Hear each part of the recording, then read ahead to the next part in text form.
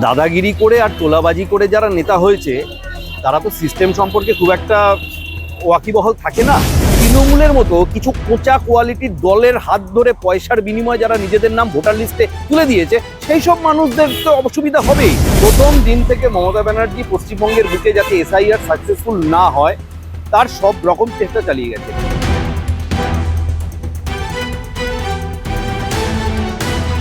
অর্জিতা, আপনাকে মাধ্যমে স্বাগত।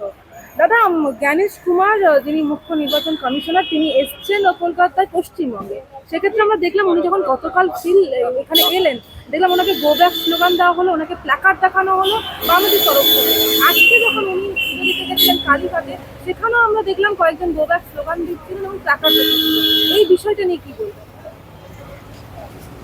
জ্ঞানেশ কুমারের নেতৃত্বে পশ্চিমবঙ্গে এসআইআর এর কাজ হচ্ছে। এসআইআর এর পারপাস কি? এসআইআর এর পারপাস হচ্ছে যারা ভারতীয় নাগরিক নন বা যাদের ভারতীয় নাগরিক হওয়ার যোগ্যতা নেই তারা যাতে ভোটাধিকার না পায় সেটাকে সুনিশ্চিত করা। তাহলে জ্ঞানেশ কুমারকে কারা গোব্যাক বলতে পারে বা জ্ঞানেশ কুমারের বিষয়ে কাদের বিরক্তি থাকতে পারে? যারা ভারতের ভোটার নয়, ভারতের নাগরিক নয়, তা সত্ত্বেও যাদের ভারতের ইলেকটোরাল রোলে নাম ছিল এবং সেই নামগুলো বাদ গেছে তাদেরই গাত্র দেওয়া হবে। এবং তারা কারা আমরা প্রথম থেকেই দেখতে পাচ্ছি, তারা কাদের ছত্রছায়ায় রয়েছে। তারা সম্পূর্ণভাবে তৃণমূল তথা মমতা ব্যানার্জির ছত্রছায়ায় রয়েছে। প্রথম দিন থেকে মমতা ব্যানার্জি পশ্চিমবঙ্গের বুকে যাতে এসআইআর সাকসেসফুল না হয় তার সব রকম চেষ্টা চালিয়ে গেছেন। যেদিন প্রথম এসআইআর ঘোষণা হয়েছে, বিএলও অ্যাপার্টমেন্টের কথা হয়েছে, সেদিন উনি মঞ্চে দাঁড়িয়ে বিএলওদের হুমকি দিয়েছেন যে এসআইআর হবে, ইলেকশন কমিশন চলে যাবে, তারপর আবার আমার কাছে ফেরত আসতে হবে, তখন কে বাঁচাবে? তা প্রথম দিন থেকে নেক্সট স্টেপ কোথায় গেল? যখন বলা হলো যে বিএলওদের কাজের যে হিউজ প্রেশার সেটাকে কমাবার জন্য data entry operator DU appointment করবে, ইলেকশন কমিশন বললো পশ্চিমবঙ্গে 18,000। তৃণমূল সরকার কি বললো, মমতা ব্যানার্জি কি বললো? বললো এই ডিইউ অ্যাপয়েন্ট করতে হলে একমাত্র আমার যারা তৃণমূল ক্যাডার, যারা বিএসকে চালায়, ওই তথ্য সহায়তা কেন্দ্র চালায়, তাদের কাছ থেকে নিতে হবে। সেটা সম্ভব নয় কখনোই। অর্থাৎ প্রথম দিন থেকে মমতা ব্যানার্জি পশ্চিমবঙ্গের বুকে এসআইআরকে ভুন্ডুল করে উনি ওনার এই ভোটার লিস্টের মধ্যে যে কালেকশনটাকে রেখে দিয়েছিলেন, যারা মৃত voter, dead shifted voter, absent voter এবং যারা অনুপ্রবেশকারী মুসলিম রোহিঙ্গা, তাদেরকে সেফগার্ড করার জন্যই প্রথম দিন থেকে করে চলেছেন। আর তাদেরই স্বার্থে আঘাত রাখছে বলে আজকে জ্ঞানেশ কুমার আসায় তারা চেঁচামেচি করছে।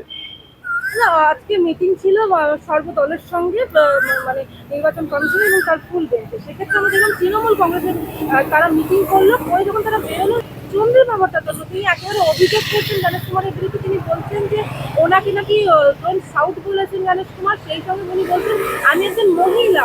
এবং ডোন্ট শাউট কথাটা তখনই আসে যখন কেউ চিল্লায়। অসভ্যের মতো কেউ চিল্লামিল্লি করলে লোকে ডোন্ট শাউট বলতে বাধ্য হয়। তার মানে প্রকারান্তরে এটাই প্রমাণ হয়ে গেল যে এই অসভ্য অভদ্র তৃণমূল কংগ্রেসের নেতা যারা রয়েছে তারা একজন কনস্টিটিউশনাল বডির যিনি চিফ, তার সাথে কিভাবে কথা বলতে হয় সেটুকুনি জানে না। এই সেম অসভ্যের মতো বডি ল্যাঙ্গুয়েজ অভিষেক বন্দ্যোপাধ্যায়ও দিল্লিতে গিয়ে ইলেকশন কমিশনারকে দেখাতে গেছিলেন, সেখান থেকে ভার্চুয়ালি ঘাড় ধাক্কা খেয়ে বেরিয়ে আসতে বাধ্য হয়েছিলেন। তা স্বাভাবিক রয়েছে, উনি একজন টপমোস্ট আইএএস অফিসার যিনি ইলেকশন কমিশনকে হেড করছেন, যে কেউ এরাগেরা তাকে গিয়ে রং দেখাবে, চিল্লাবে তার উপর, এটা তো হতে পারে না। তো স্বাভাবিকভাবে তিনি তাকে আস্তে কথা বলতে বলবেন। এখন চন্দ্রিমা ভট্টাচার্যের বোধহয় অসুবিধা, ও ইংরাজিতে বলেছেন, বাংলায় বললে হয়তো ওনার অতটা খারাপ লাগতো না, ইংরাজিতে বলেছেন বলে খারাপ লাগে। অ্যাকচুয়ালি কল্যাণ ব্যানার্জির কাছ থেকে যদি উনি মাঝে মধ্যে ইংরাজি বলার ট্রেনিংটা নিয়ে নেন তাহলে ওনার আর এতটা খারাপ লাগবে না। বিশেষত যদি বিকেল 5টার পরে ট্রেনিংটা নেন তাহলে ওনার আরও ভালো লাগবে। আমি তো জানি না ভারতের সংবিধান মহিলা বলে কাউকে অসভ্যতামি করার অধিকার দেয় এবং পার পেয়ে যাওয়ার রাস্তা অ্যাভিনিউ দেখিয়ে দেয়। আমার তো অন্তত আইনজীবী হিসেবে এটা জানা নেই।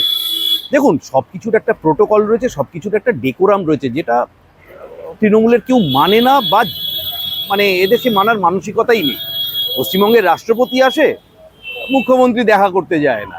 তা এদের কাছ থেকে আর এর থেকে বেশি কি এক্সপেক্টেড? কিন্তু এদের কাছ থেকে এক্সপেক্টেড নয় বলেই সেটা সবাই অ্যাকসেপ্ট করে নেবে বা সেটাই চলবে, এই তানাশাহি, এটা তো হতে পারে না। ফিরহাদ হাকিম তিনি বলছেন যে 2 মাসের প্রসেসে কোনো অনুপ্রবেশকারী, কোনো রোহিঙ্গা প্রমাণ করতে পারেনি, একটাও নেই। আর সমস্যা হলো যে দাদাগিরি করে আর তোলাবাজি করে যারা নেতা হয়েছে তারা তো সিস্টেম সম্পর্কে খুব একটা ওয়াকিবহাল থাকে না। ধরুন রোহিঙ্গা এবং ধরুন না রোহিঙ্গা এবং অনুপ্রবেশকারী মুসলিম যারা ছিল, ইলেকশন কমিশনের কি কাজ? সেই তালিকা প্রকাশ করে। ইলেকশন কমিশন তালিকা প্রকাশ করে, যারা ন্যায্য ভোটার, যারা এলিজেবল ভোটার তাদের নামের তালিকা প্রকাশ করে। অটোমেটিক্যালি যারা এই অনুপ্রবেশকারী রোহিঙ্গা, মুসলিম এবং এটসেট্রা যারা ভারতের নাগরিক হবার যোগ্য নয় তাদের নাম ইলেকটোরাল রোলে থাকে না। এবার আপনি বলবেন তারা কারা, সেটা জানতে হলে কি করতে হবে? আমি ফিরাদ বাবুকে বলবো চোখের ঠুলিটা খুলুন, ওই উনি তো আবার টাওয়াল ব্যবহার করেন, টাওয়ালটাকে চোখের উপর থেকে সরান, সরিয়ে একটু নিউ টাউনের ঘুনি, আটঘরা, এই সমস্ত জায়গাগুলো, কদম পুকুর, এসব জায়গাগুলো একটু ঘুরে আসুন। ঘুরলে বুঝতে পারবেন যে যে ঝুপড়িগুলো আপনার দলের বদান্যতায় এই অনুপ্রবেশকারী রোহিঙ্গা এবং মুসলিমরা এসে দিনের পর দিন সেখানে সেটেলমেন্ট বানিয়ে দিয়েছিলেন যাদের, তারা দেখুন তালা মেরে মেরে সব পালিয়ে গেছে। গিয়ে খোঁজ করুন, পাড়ার লোকেদের জিজ্ঞাসা করুন এরা কারা ছিল, এরা কোথা থেকে এসেছিল আর কোথায় চলে গেছে, তারা যাবার আগে বলেও দিয়ে গেছে। যদি ওনার এইটুকুনি ক্ষমতা না থাকে তাহলে আমার মনে হয় রাজনৈতিক ক্ষেত্র থেকে ওনার নিজের অবসর নেওয়ার বয়স হয়ে গেছে।